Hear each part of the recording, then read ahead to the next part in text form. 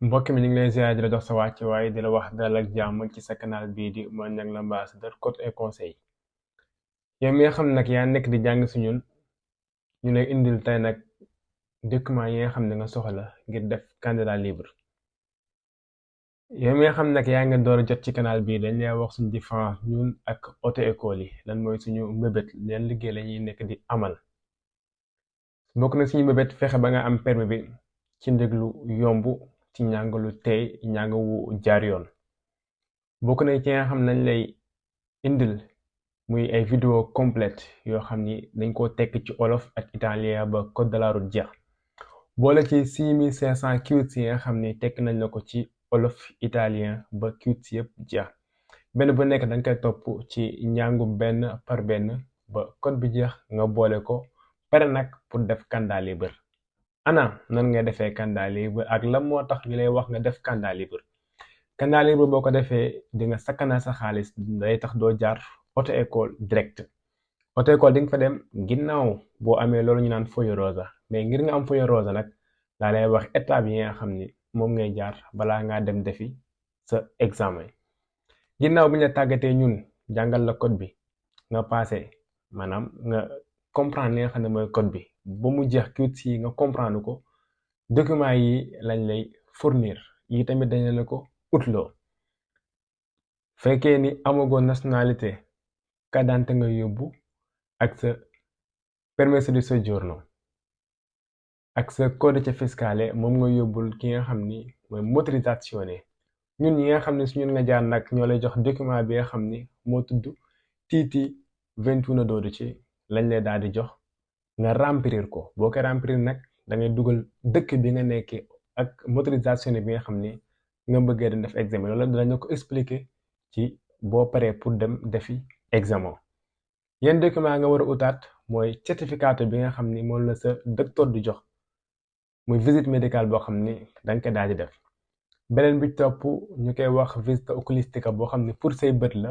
bu mën nga kaa defee ASL wala ACI wala yenn ci auto école yi nga xam ne jege na la dangay fay ñaan la koy defal ngir sa gisin ba xam leer na wala leerul yooyu mooy certificat bi nga xam ne danga koy ut. après nag mu des bool la yi nga xam ni nga war a fay état bi nga xam ni ci réew moomu nga daal di nekk. léegi nag formalité yi dafa wuute ci anam bi bu njëkk poste ba ngay dem fay léegi nag en ligne la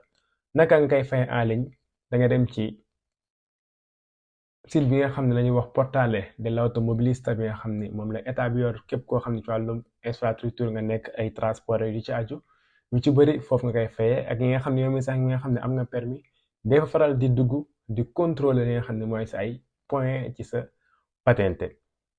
ci biir li nga xam ne mooy portale dell'automobilista nañuy dugal vidéo bi léegi expliqué la ko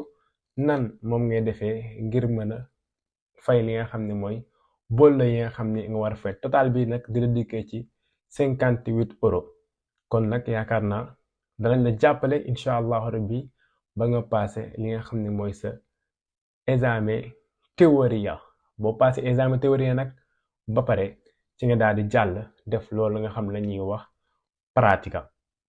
lañuy wax portale dell'automobilista fii ngay duggee ci site bi nga def accedi bés li nga xam ne mooy date yi nga connecté ak li nga xam ne mooy CIE ak speed ku ko amul nag lañuy wax nga ut ko comme ni ñu ko waxee entrate speed ba nekk noonu fi nga duggee ak sa li nga xam ne mooy sa speed boo duggee ak sa speed nga insérer date yi yaa xam nag boo utiliser ci nii waaye speed poste italiane ñu bëri di utiliser mën nga utiliser poste italiane moom lañu leen conseillé bu duggee ci say date nag ba pare username sa tur ak sa password après dana la jox confirme nga confirmer li nga xam ne mooy sa ay données nga autoriser données yi bu autoriser données yi ba pare nag nga daal di dem direct fi nga xam ne mooy page bi ngay gis sa tur daal di génn foofu ak li nga xam ne mooy say espritta con la patente fekkee da ngaa am déjà permis da ngay ñëw ci suuf foofu ñu def ak service yi nga bës service yi nga xam ni ngay jëm nga bës ko mu ibbil la nga wàcc ci suuf boo xoolee yaa ngi gis ñu def pratique auto pago online pa foofu ngay bës boo ko bësee nag moo la dugalaat ci biir li nga xam ne mooy nuovo pagamento mu ndil la document yi nga xam ne nga war a fayee fii nag da ngay insérer module bi nga xam ni mooy version li nga war a fay foofu mën nga def quantité boobu ñuy wax N067 wala N019 bu la neex tamit boo bindee ci suuf li nga xam ni moo lay jox wala tamit boo defee conseguimento patente guida daf lay daal di jox li nga xam ne mooy quantité bi direct nga gis bool la boo xam ne bu 26 € la ak bu 16 €. ba tey di nga defaat beneen boo xam ne beneen marque de bool la bu 16 € total bi di la dikkee 58 € nga xam ni mooy li nga xam ne ngay